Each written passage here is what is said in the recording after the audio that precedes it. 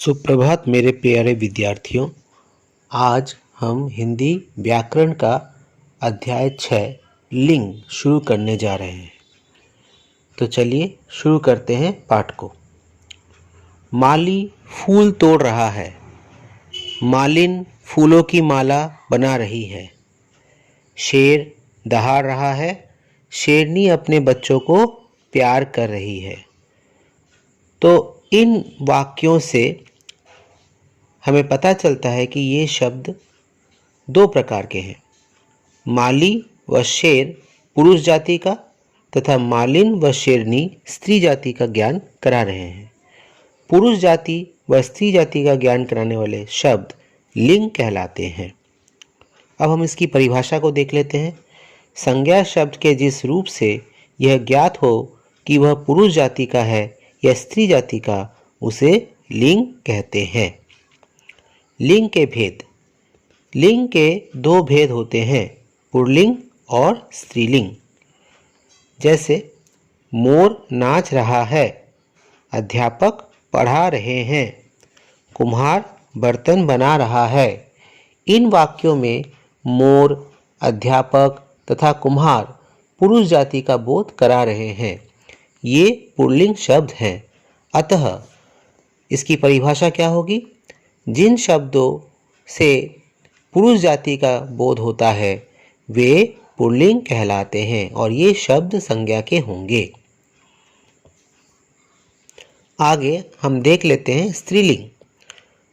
मोरनी दाना चुग रही है, अध्यापिका पढ़ा रही है, कुम्हारिन घड़े सुखा रही है। तो इन वाक्यों में मोरनी, अध्यापिका तथा कुम्हारिन स्त्री जाति का बोध करा रहे हैं। तो ये स्त्रीलिंग के शब्द हुए। तो हम इसकी परिभाषा को देख लेते हैं। जिस संज्ञा शब्द से स्त्री जाति का बोध होता है वे स्त्रीलिंग कहलाते हैं। ठीक है बच्चों, अब हम आगे देखते हैं सदैव पुल्लिंग रहने वाले शब्द। पेड़ों के नाम प्रायः पुल्लिंग होते हैं, जैसे नीम, आम, जामुन का पेड़ आदि। परंतु एक पेड़ को छोड़कर जिसका नाम है इमली, इमली का पेड़ स्त्रीलिंग का होगा। महीनों, दिनों, ग्रहों के नाम पुल्लिंग होते हैं, जैसे जनवरी, मंगलवार, रवि, चंद्र आदि।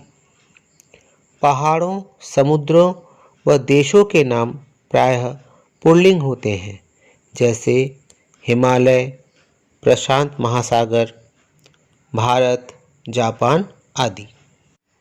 तो बच्चों, अब मैं आपसे कुछ प्रश्न पूछने जा रहा हूँ। मेरा पहला प्रश्न है, लिंग किसे कहते हैं? लिंग किसे कहते हैं? दूसरा प्रश्न है, लिंग के कितने भेद होते हैं? लिंग के कितने भेद होते हैं?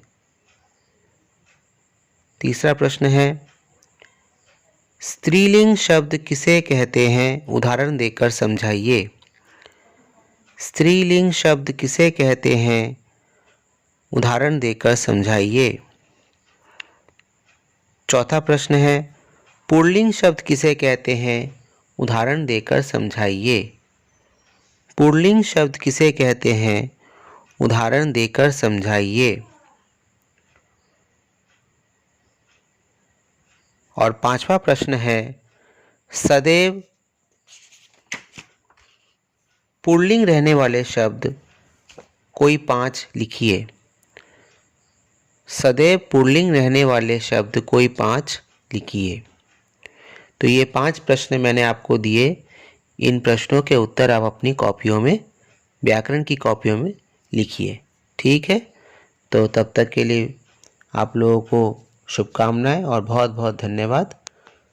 आपका दिन अच्छा बीते। धन्यवाद।